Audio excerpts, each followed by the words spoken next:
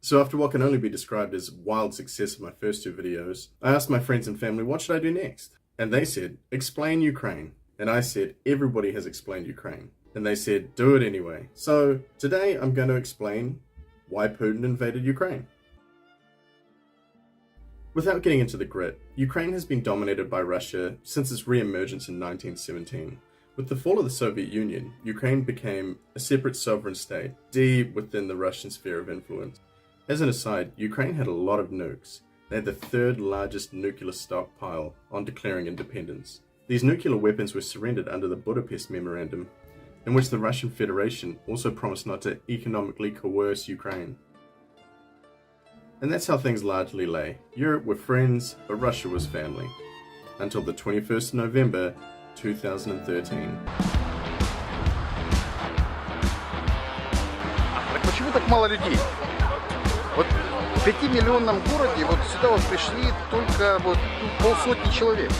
Я думаю, це початок боротьби за українську незалежність. Україна повинна бути в Європейському Союзі.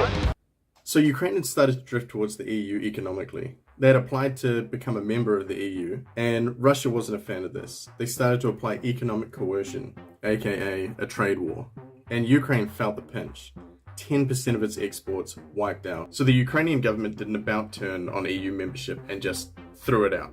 The issue of EU membership split the country down the middle.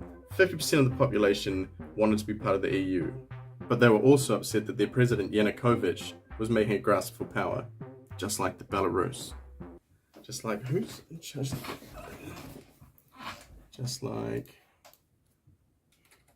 Just like Alexander Lukashenko from Belarus. The protests were largely a non-affair and the police put them down very quickly.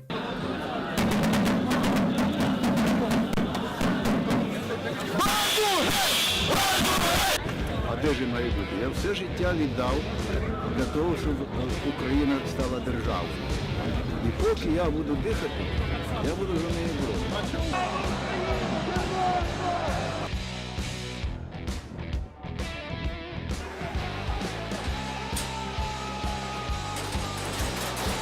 Not being a student of history, Yanukovych did the worst thing you can possibly do. He cracked down on the protesters, he doubled down, he changed the laws, and encouraged police violence against the protesters. Now, as a rule, you should never violently attack non-violent protesters. It only makes things worse. Unarmed protesters gunned down in the streets by the riot police who were retreating from Kiev's Maidan Square.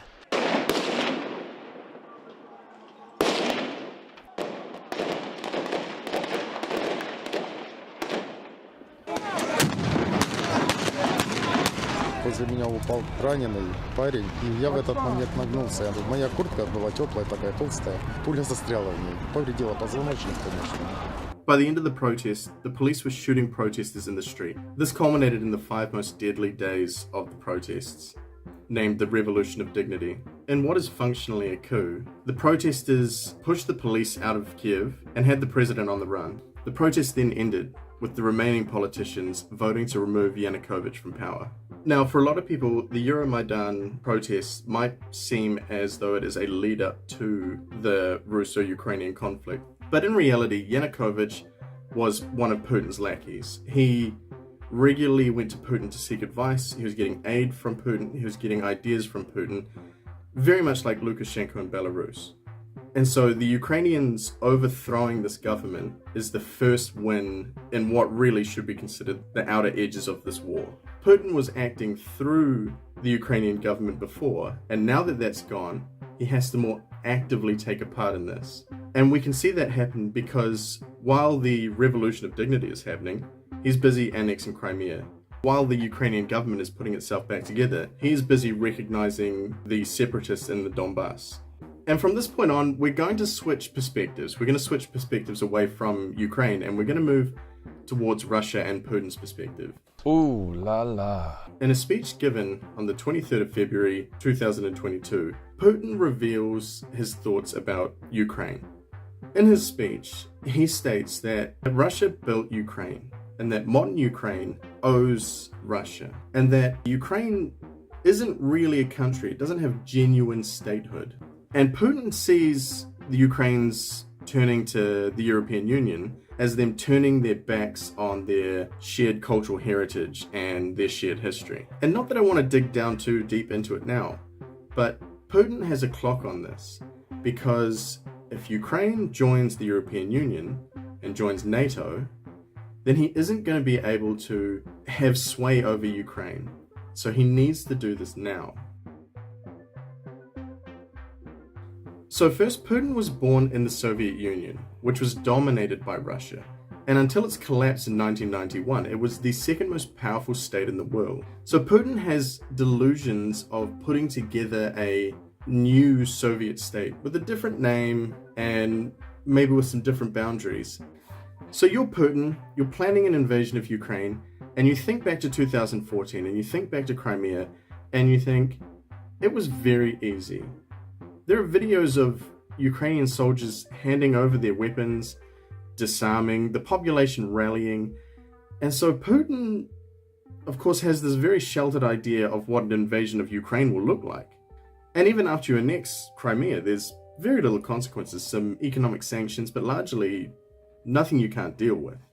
The second is that Russia has a long history of brinksmanship, from the Cuban Missile Crisis to jets flying over Turkey. Whenever they've been causing tension, they always just escalate it to the next level and escalate it to the next level because they know that the other person will drop. And so I don't think Putin knows how to fight his way out of this, because he's so used to escalating it to the next level, and now people are saying, that's fine, we'll escalate too. So to sum it all up, the reason why Russia invaded Ukraine is because Russia is losing control of Ukraine. Ever since its independence, Ukraine has not been independent from Russia. They've been ruled by Russia through puppet governments. And this is the last desperate grasp of Russia to bring Ukraine back into its orbit. Every step of the way, Russia has been in the background pulling strings, whether it's during the Euromaidan protests or the annexation of Crimea, which was unofficial, right? He didn't send soldiers in. And then to the equipping of the separatist regions. Russia has been sitting in the background poking at Ukraine. Since that didn't work, Putin felt it was time to just go mask off, full invasion. And that's the lead up to the invasion of Ukraine. Thanks for watching. So if you liked the video, hit like, hit subscribe, and drop a comment and let me know what you thought. Let me know what you'd like me to talk about next. I'd like to actually thank my one Patreon, Wrinkle Wrangler. And yeah, I'll catch you in the next video. Peace.